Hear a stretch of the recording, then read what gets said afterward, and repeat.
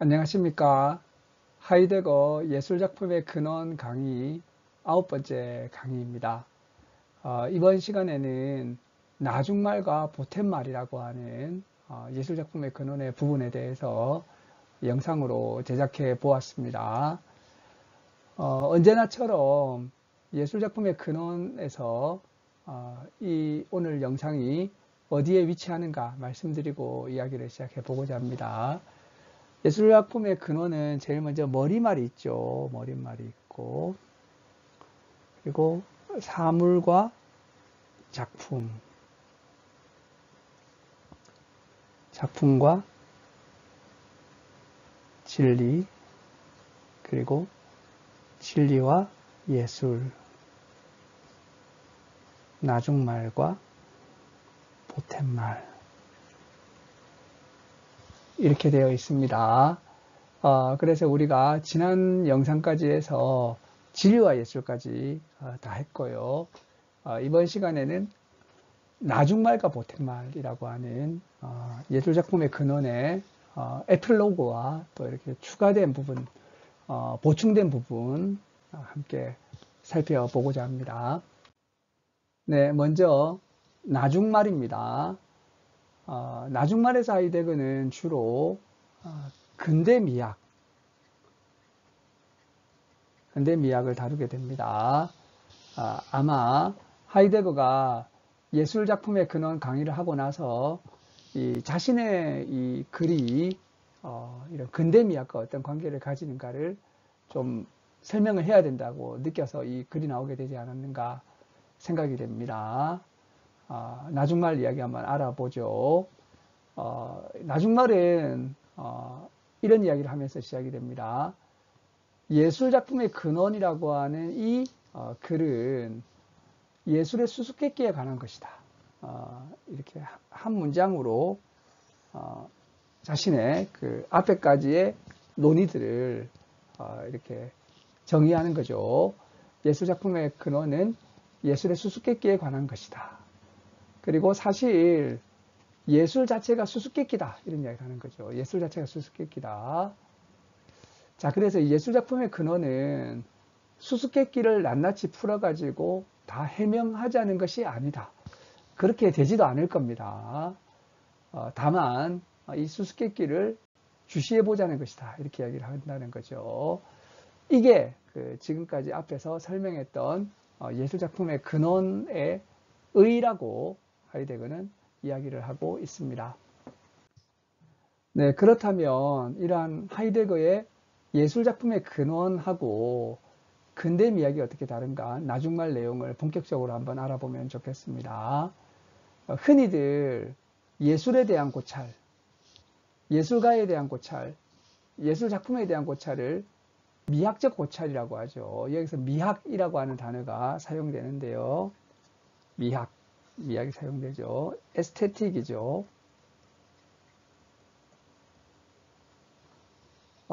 이 이제 에스테틱이란 말은 그리스어 아이스테시스에서 나온 말이죠. 자, 그래서 이것을 사실은 미학이라기보다는 이게 미학으로 흔히 번역이 되지만 더 정확한 번역은 감성학이다. 이렇게 이제 주장하는 분들도 있는 거죠.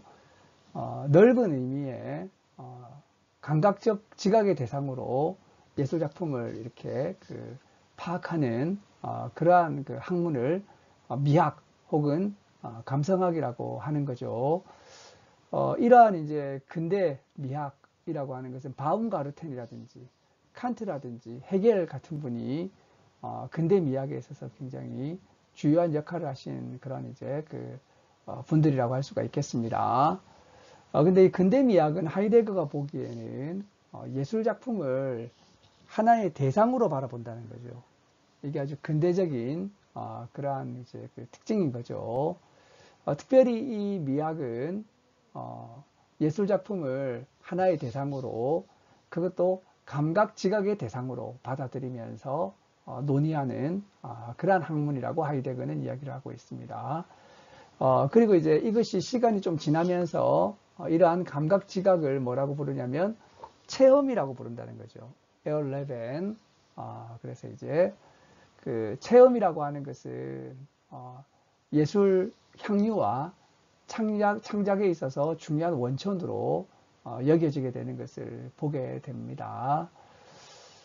그래서 이런 미학과 체험, 미학, 대상, 체험 이런 것들이 하이데거가 보기에는 근대 미학에 있어서 굉장히 중요한 그러한 특징인데요. 하이데거가 이 대상이라고 하거나 표상이라고 하는 것에 대해서 대상이나 표상에 대해서 비판적인 그러한 그 입장을 대체적으로 가지고 있는 것을 보게 되고요. 그리고 체험에 대해서도 상당히 비판적이죠. 그래서 이 체험 굉장히 좋은 말 아닌가. 그래서 이제 에어파룽이라고 하는 경험보다는 에어레벤이라고 하는 체험, 생생한 그런 이제 체험. 이거 훨씬 더 이렇게 이제 긍정적인 그런 것이 아닌가 생각이 될 수 있는데, 하이데거에게서는 체험이라고 하는 것은 뭐 대상도 그렇고 표상도 그렇지만 주관에 상당히 많은 의미를 부여한 것이고 한계를 많이 가지는 것으로 이렇게 보통 논의가 되는 것이죠. 그래서 하이데거는 체험이 오히려 예술을 죽일 수 있는 근본 요소일 수 있다라고 이렇게 이야기를 하고 있는 것을 보게 됩니다. 네, 그래서 하이데거는 미학, 대상, 감각적 지각의 대상, 그리고 체험, 이런 이야기를 하고 나서 이런 이제 그 구체적인 논의로 들어가서 헤겔의 미학 강의 이야기를 하게 됩니다.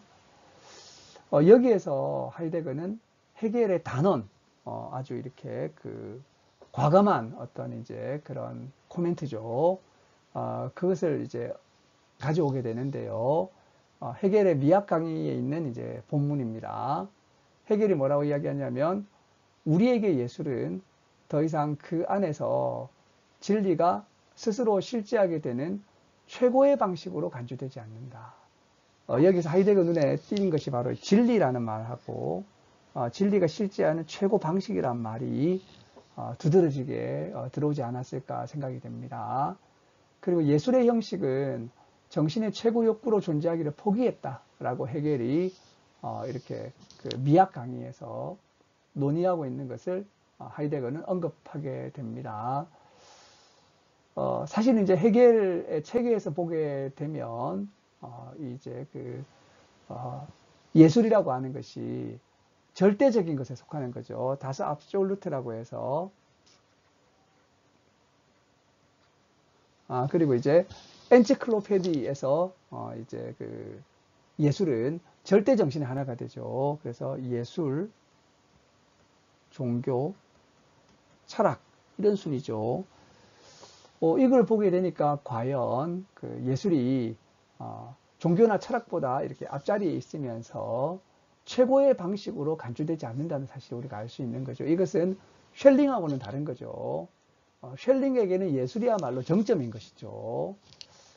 그런 면에서 오히려 이런 이제 헤겔은 예술이 쉘링만큼 그렇게 지고의 위치에 있지 않다는 사실을 알 수 있습니다. 물론 이것도 이제 절대 정신에 들어가기 때문에 아주 이렇게 높은 위상을 가지고 있지만 쉘링에 비해서는 예술에 대해서 진리가 실제하게 되는 최고 방식으로 간주되지 않는다라고 이렇게 논의하고 있다는 거죠.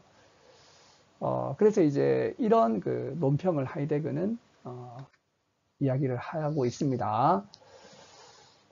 그래 이런 이제 헤겔의 논의를 하이데거는 진지하게 실험한다는 거죠.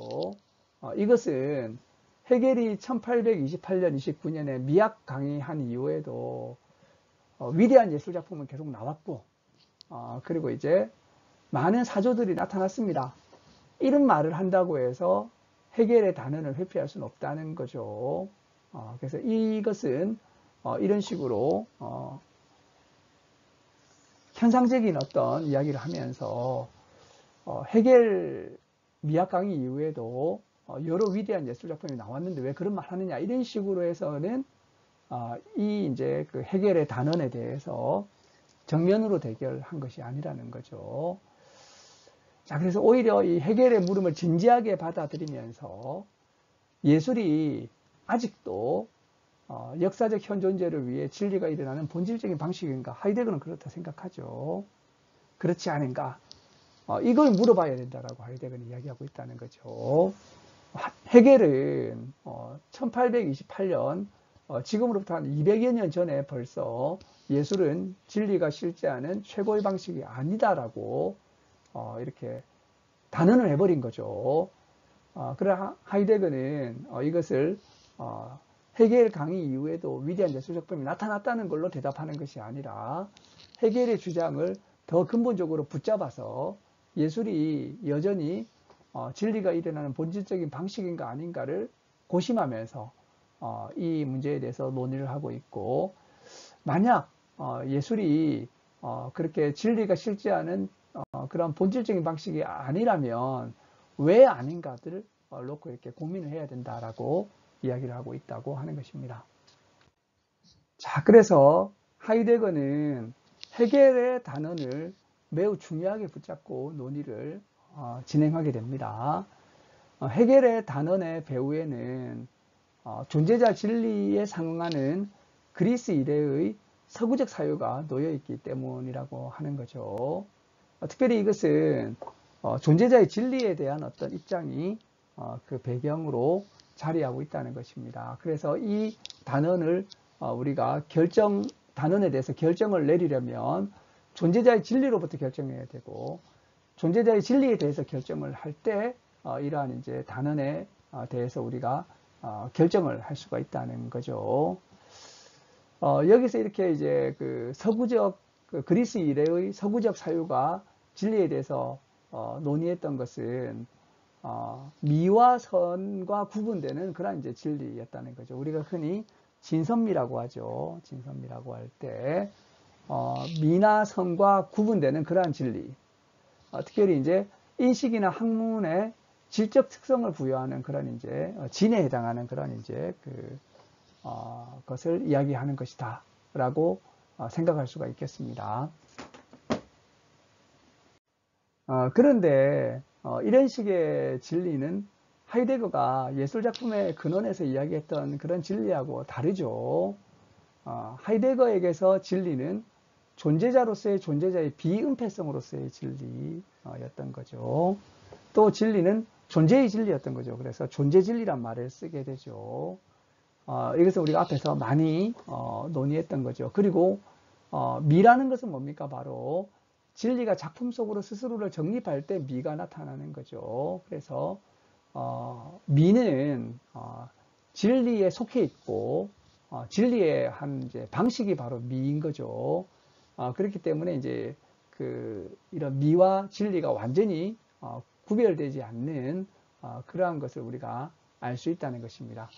이렇게 이제 진리의 한 방식으로서 미를 이야기하게 되니까 미적인 것이라고 하는 것이 주관의 흡족, 개인의 흡족이라든지 나에게 흡족함을 주고 만족함을 주는 대상, 이런 것을 미라고 보는 그런 근대적인 방식하고 하이데거의 그런 사고방식은 상당히 다르다는 거죠.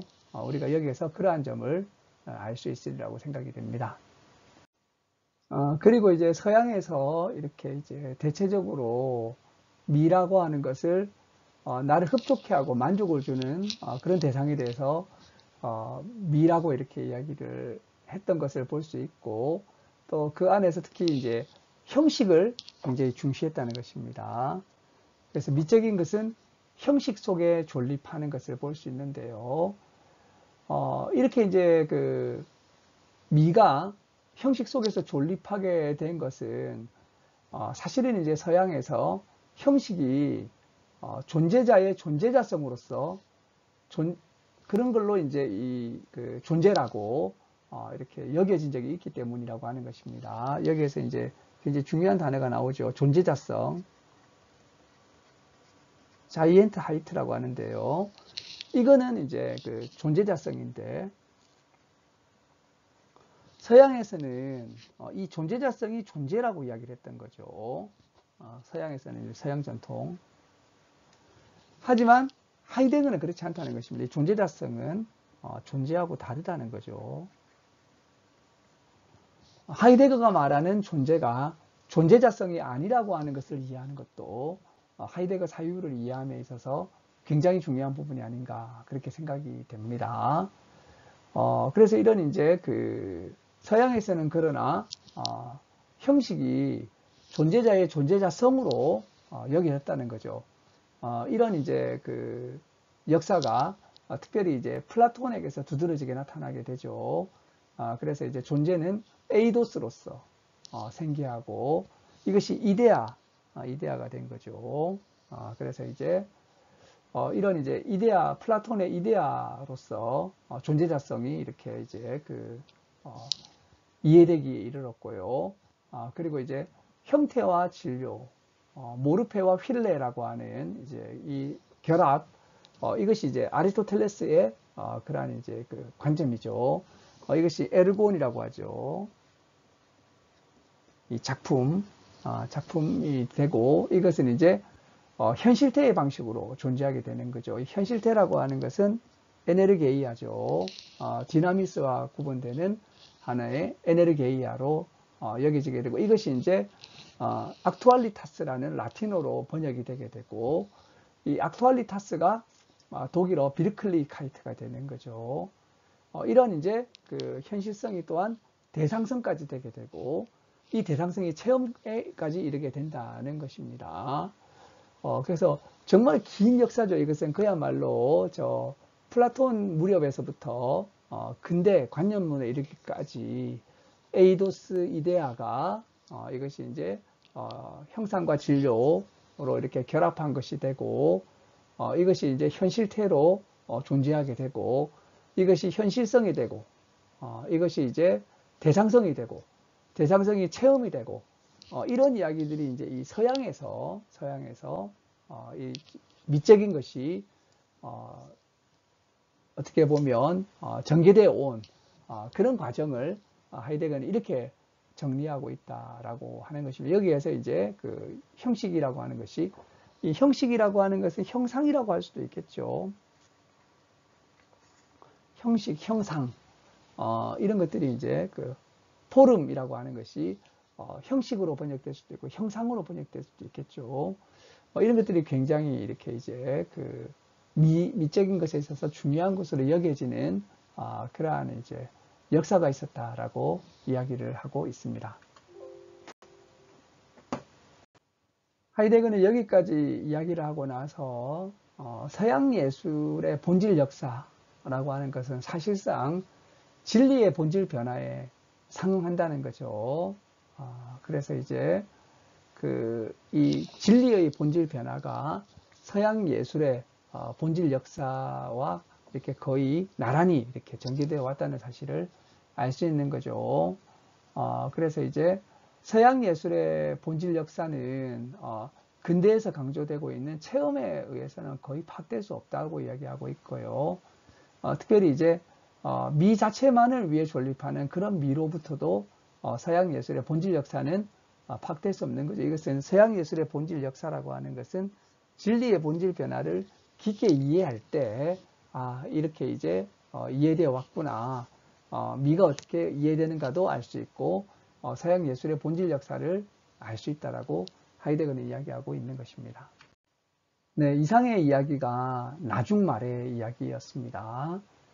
그래서 나중말에서 하이데거는 근대 미학의 이제 문제점을 깊게 논의하고 그러면서 이제 특히 그 가운데서도 헤겔의 단언에 대해서 다루면서 이런 근대와 다른 하이데거 자신의 어떤 이제 예술작품의 근원 논의의 차이점을 잘 이렇게 설명해 주었다고 생각이 됩니다. 보텐말에서는 특별히 이제 하이데거가 세움이라고 하는 부분이 있죠. 세움이라고 하는 부분에 대해서 이렇게 좀 더 깊게 논의하고 추가해야 된다고 느꼈던 것 같습니다. 그래서 이 부분에 대해서 좀 이야기를 보태고 있습니다. 한번 알아보죠.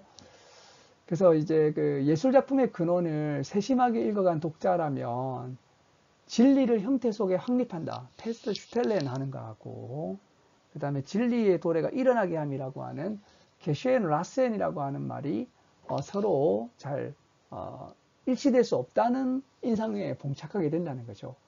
그래서 이런 사실은 고민을 가지면서 이 책을 읽었다면 상당히 깊게 책을 읽은 것이라고 할 수가 있겠습니다.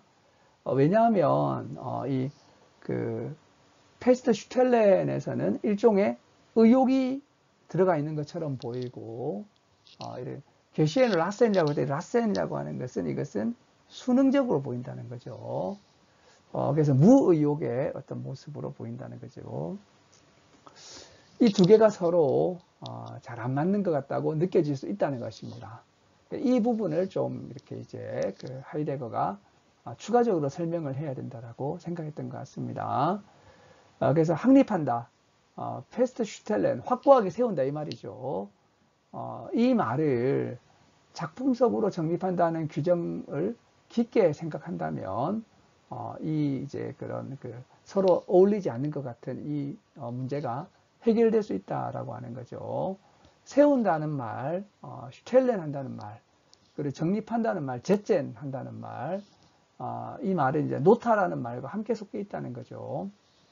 이런 이제 이야기들을 하이데거가 여기에서 풀어가고 있습니다. 하이데거는 이 세운다는 말은 그리스어 테시스에서 사유해야 된다라고 이야기를 하고 있습니다. 그래서 이제 세운다, 놓는다, 뭐 정립한다, 다 이게 이제 뭐냐, 비은폐된 것 가운데로 이끌어서 이렇게 현존 속으로 데려온다는 말을 이걸 세운다라고 하고 있다는 거죠. 이 정립한다는 말이나 세운다는 말은 근대적인 의미에서의 세움, 특별히 이제 대상으로 세운다든지 표상으로 세운다든지 이런 거하고 다르다는 거죠. 이런 것들은 나로서의 주체와 마주하고 있는 주객의 관계에서 마주하는 객체로서 이렇게 세운다는 것을 의미하는 거죠. 하이데거가 말하는 세움은 그런 식의 세움이 아니라는 것입니다.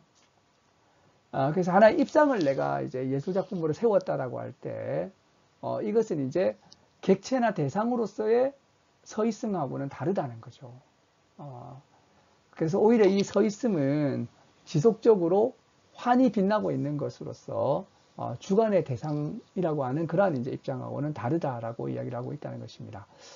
이에 반해서 칸트의 변증론이라든지 독일 관념론에서는 정립, 반정립, 종합 이런 이제 도식을 사실은 이제 칸트의 선언적 변증론 중에 이런 이제 안티노미에서 정립과 반정립이 나오게 되죠. 하지만 이것을 좀 더 이렇게 관념론적으로 이렇게 확고하게 세우신 분은 피테가 정립과 반정립과 종합이라고 하는 것을 명확하게 이렇게 이제 이야기를 하셨던 거죠. 이런 이제 것들은 하이데거가 보기에는 이때 뭐 정립한다든지 반정립한다 이것도 세우는 거 아닙니까? 이것도 이런 식으로 세우는 것은 근대적 관념론에서의 세움이라고 하는 것은 주관적 의식의 내부에서 세워지는 그러한 세움을 말하고 있다는 거죠. 그래서 헤겔마저도 테시스라고 하는 것을 대상의 직접적 정립이고 이것을 아직까지는 반정립과 종합에 의해서 매개되지 않은 상태로 남아있는 직접 정립에 속한다고 봤다는 거죠. 그래서 아직 참다운 것이 아니라는 거죠. 이렇게 굉장히 이런 정립이라고 하는 특히 이제 독일 관념론, 칸트와 독일 관념론에서 이런 것들은 주관의 의식 내부에 세우는 것을 이야기하고 있다는 거죠.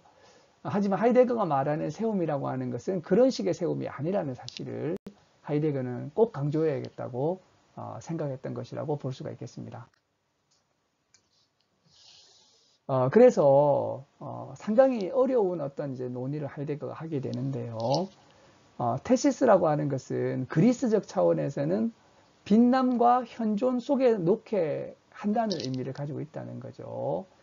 그래서 이제 하이데거가 강조하는 페스트 슈텔렌이라고 할 때 이 페스트가 확고하게 세운다라고 하는 의미를 갖지 않고 그냥 빛남과 현존 속에 놓게 한다라고 하는 그런 의미만을 가지고 있다는 거죠. 그래서 확고하게까지 되어야 되는 거죠, 사실은. 그래서 확고하게라고 하는 말은 윤곽이 잡히게, 한계 속으로 들어오게, 이 윤곽이라고 하는 이런 이제 리스, 우리 앞에서 이제 이런 이제 리스와 관련된 이런 이야기들 많이 균열 뭐 이런 이제 이야기를 많이 했었죠. 근데 이런 이제 논의들을 하이데거는 페라스라고 하는 거하고 연관해 가지고 또 논의를 이어가고 있다는 것입니다. 그래서 이제 이 페라스라고 하는 것은 이제 굉장히 중요한 개념이죠, 서양에서. 그래서 이제 그 이미 아낙시만드로스가 무한정자 이야기할 때 이 페라스의 알파 탈격을 이야기하면서 이 부분을 굉장히 깊게 논의한 것이기 때문에 상당히 중요한 철학적 의미를 가지고 있다고 할 수가 있겠습니다. 그래서 이제 그 하이데거는 한계라고 할 때 이것을 그저 이렇게 닫아두는 것으로 그런 의미만 가지는 것이 아니라 산출된 것 자체로서의 현존자를 빛나매로 가져오게 되는 이런 이제 윤곽을 그어줘서 더 뚜렷하게 이렇게 이제 제시하는 그러한 것으로서 이야기를 하고 있다는 것입니다. 이렇게 이제 확고하게 서 있는 것은 이런 이제 한계는 고요하게 머무르는 것이고요. 하지만 동시에 운동의 충만함 속에 있는 것이죠. 이 운동의 충만함 우리가 앞에서 충분히 이야기한 거죠. 바로 세계와 대지의 투쟁, 혼안 밝힌과 은닉의 근원 투쟁, 이런 것들이 이제 여기에서 운동하면서도 투쟁하면서도 이것이 이제 고요히 머물러 있는 상태. 이러한 이제 에르곤의 존재가 에네르게이아라고 하는 것이고요. 오늘날 우리가 이 에네르게이아를 에너지라고 하는데 이보다는 더욱 무한한 그러한 운동을 가지고 있는 것이 바로 이 에르곤이라고 하는 작품이 된다라고 하는 거죠. 이런 식으로 이제 사유를 하게 될 때 이렇게 이제 서 있다라고 하는 말은 상당히 이제 그리스적인 것에서부터 하이데거가 이야기하는 확고하게 서 있다라고 할 때 이러한 이제 차원까지 와야 되는데 앞에서 말했던 이제 칸트라든지 혹은 이제 독일 관념론자들은 대체적으로 이러한 의미보다는 이렇게 주관 내에서 이렇게 이제 세우는 부분에 있어서 굉장히 깊은 관심을 기울였다라는 점에서 하이데거의 논의하고는 상당히 다르다는 사실을 우리가 알 수가 있겠습니다. 자, 그래서 하이데거는 이런 이제 올바르게 확립된 이런 진리의 확립, 페스트슈텔렌이라고 하는 것은 게슈엔 라센하고 상충될 수 없다고 이야기를 하고 있습니다.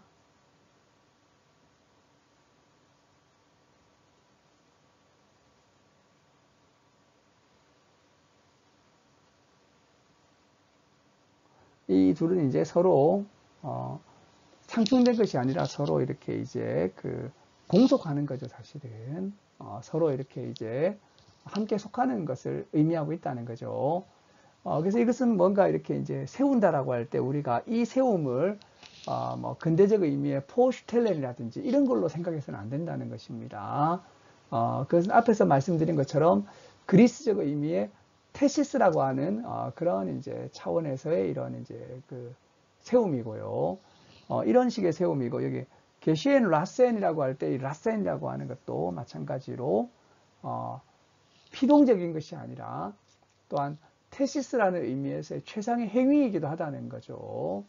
그래서 이것은 이제 이 게시엔 라센이라고 하는 것은 그렇게 이제 일어나게 내버려 둔다는 거죠. 그래서 한편으로 이것이 굉장히 순응하는 것처럼 보이겠지만 순응하는 것으로서 최상의 행위를 의미하게 된다라고 하이데거는 이야기하고 있다는 것입니다. 그래서 이것은 이제 존재의 비은폐성 한가운데로 실존하는 인간이 탈자적으로 그 안에 들어서 있는 상태. 그래서 이제 이것이 인슈테인이라고 하는 내립하면서도 사실은 이제 밖으로 서 있는 탈존적으로 들어가 서 있는 하이데거에서 이제 실존의 진정한 의미는 탈존이죠. 그것은 바로 이런 이제 존재에 개방된 장소 안에 들어서 있는 것을 말하는 거죠. 그래서 진리가 일어남이라고 할 때 이 일어남이라고 하는 것은 환한 밝힘과 은닉의 이런 통일성 속에 편재하는 이러한 이제 것을 말하는 것이고요. 이 안에 이렇게 이제 들어서 있는 것을 이야기하고 있다는 것입니다. 자, 이것을 하이데거는 뭐라고 부르냐면 바로 모아세움이라고 부른다는 것입니다. 게슈텔이라고 하는데요. 이제 이 게라고 하는 것은 모으는 거지 않습니까? 그래서 이것을 이제 한편으로 모아세움으로 번역하기도 하고 모라세움으로 번역하기도 합니다. 이 닭다리라고 하기도 하죠. 이것을 이게 이제 기술하고 연관된 때는 이제 게슈텔을 모라세움이라고 하고 보다 근원적인 의미에서 게슈텔이라고 하는 것은 이것은 이제 그 한계로서의 균열 속으로 이끌어내어서 나타나게 하는 행위의 결집 자체를 모아놓은 것을 페어잠멜런이라고 하죠. 이 모음이라고 하는 것을 모아세움, 그래서 이제 모으기 때문에 모아세움이라고 하는 것이죠. 그래서 이런 것에 의해서 이제 그 형태를 뜻하는 모르페라는 것의 그리스 의미가 밝혀지게 된다고 하이데거는 이야기하고 있는 것입니다. 그래서 이 모아세움은 굉장히 근원적이고 본질적인 것이고요. 이 모라세움은 모아세움의 어떤 하나의 이제 변형태라고 우리가 생각할 수 있겠습니다. 자, 이런 모아세움으로부터 현대 기술의 본질을 지칭하는 주도적인 개념인 모라세움. 둘 다, 이 모아세움과 모라세움 둘 다 게슈텔이죠. 그래서 헷갈릴 수 있다는 거죠, 이게. 그러나 다르다는 거죠. 우리가 근원적인 것으로 이야기할 때는 모아세움이라고 하고, 그리고 이제 현대 기술의 본질적인 어떤 이제 특징을 이야기할 때는 모라세움이란 말을 하게 된다는 거죠. 그래서 이제 이런 현대 기술로서의 이 모라세움은 그리스적으로 경험된 놓여있게 함, 즉 이제 로고스로부터 유래하면서 그리스의 이제 이 포ie시스, 이게 하나의 산출이죠. 테시스 이런 것에서 유래한 이러한 모아세움으로부터 이제 이 모라세움이 결국에 나오게 되었다라고 하는 거죠. 그러니까 모라세움이라고 하는 것은 안전하게 확보하고자 닥달하는 이제 도발적인 것을 말하는 것이고요. 그래서 과도한 이성의 요구에 따라 가지고 표상행위를 안전하고 확실하게 세워두려고 하는 그러한 이제 그것들을 모라세움이라고 하는 거죠. 그래서 하이데거는 확고하게 세움, 이게 뭐죠? 바로 페스트 슈텔렌이죠. 그리고 이제 모아세움, 게슈텔렌. 이런 것은 이제 굉장히 긍정적이고 본질적인 것이죠. 하이데거 이러한 이제 세움, 이것은 다 이제 테시스라고 하는 그리스어에서 유래한 거죠. 이게 이제 진정한 의미의 이런 이제 정립이라든지 이런 거죠, 사실은. 그래서 이제 이렇게 된 것에 귀를 기울이게 되면 흔히 이제 근대적 의미의 주관적인 차원에서 강조되는 정립이라든지 아니면 이제 모라세움이라든지 이게 또 연관이 있는 거죠. 이렇게 이런 이제 그러한 세움, 그러한 닥달, 이런 이제 과도한 이성의 요구 이런 것들하고는 차이가 나게 된다는 것입니다. 그래서 오히려 이제 근대를 규정하는 존재로서의 모라세움, 이것은 이제 존재의 유럽적인 역사적 운명, 여군이라고 하죠. 괴식에서 비롯되는 것이라고 하이데거는 분석하고 있습니다. 자, 그래서 이제 하이데거가 이야기하는 이러한 이제 그 슈텔렌 혹은 테시스, 이것은 이제 아인리텐이라고 하는 이제 이런 것하고도 연관이 되는데요. 이건 역시 진리가 작품이 되려는 경향을 말하는 거지. 이제 기술의 방식으로 또 이렇게 조직하고 완성해내서 이렇게 세워내는 그런 것하고는 또 다르다는 거죠. 그래서 이제 여러 가지 면에서 이런 예술적인 이런 이제 설립이라고 하든지 세운다든지 이런 거 하고 이런 이제 기술적인 방식으로 조직하고 완성하고 이런 것들은 차이가 난다는 것을 이야기를 하고 있습니다. 그리고 이제 진리가 하이데거의 진리란 말은 이제 존재가라고 해도 크게 틀린 것은 아니죠. 존재자 속에 스스로를 설립한다. 이 말은 또 뭐하고 연관이 되냐면 존재론적인 차이를 건드리게 된다는 것입니다. 이런 이제 존재론적 차이에 대해서는 동일성과 차이라고 하는 매우 심오한 이런 이제 하이데거의 저서에서 이런 이제 그 차이와 동일성 문제를 다루게 되는 거죠. 한번 이 이제 동일성과 차이도 한번 공부해 보면 좋겠다고 생각이 됩니다. 그리고 이제 그 예술작품의 근원이 이제 이런 부분까지 건드리는 것을 보게 되니까 사실은 이 예술작품의 근원에서 전개되는 모든 논의가 이런 존재의 본질에 이제 그 물음에 굉장히 중요한 의미를 가지고 있다는 거죠. 그래서 이제 사실 예술이라고 하는 것은 에어 아이그니스에 귀속되어 있다는 것입니다. 그리고 심지어 이 에어 아이그니스에 의해서 존재의 의미가 규정된다는 거죠. 그만큼 후기 사유에서 주도적인 단어가 바로 에어 아이그니스. 어떤 분은 이것을 생기라고 번역하시기도 하고요. 어떤 분은 이것을 생생한 고유와, 어떤 분은 이걸 사건으로 이렇게 이제 번역하기도 하는데, 이것이 이제 후기 사유에서 굉장히 중요한 핵심 단어라고 할 수가 있겠습니다. 하이데거 생각하기에 이 진리라고 하는 것은 한편으로는 주체이면서도 다른 한편은 객체라는 거죠. 이런 이제 논의를 이끌어가면서 이중성과 연관된다는 점도 하이데거는 강조하고 있습니다. 쯔바이 도이티 칼트인데요. 이것은 이제 그 하이데거 사이에 굉장히 중요한 쯔비 팔트라고 하죠. 이중주름하고도 연관이 있습니다. 이중주름. 그래서 이제 이것은 존재와 인간의 공속성을 말하는 거죠. 그래서 존재가 인간을 필요로 하고 인간이 존재에 귀속되는 이 이제 사유가 계속 이렇게 그 논의가 되면서 뒤에 가 보게 되면 동일성과 차이 이런 이제 그 글에서는 존재와 인간의 공속 이야기를 하게 되거든요. 이러한 이제 그 존재가 인간에게 다가오는 말 건네임이지만 인간이 없다면 존재도 없다는 거죠. 그러면서 이제 이러한 이제 아주 그 이중성에 대한 논의가 이야기가 되고요. 당연히 그러다 보니까 존재가 이런 이제 이중성을 가지고 있으니까 예술도 이런 이중적 의미를 띠게 된다는 거죠.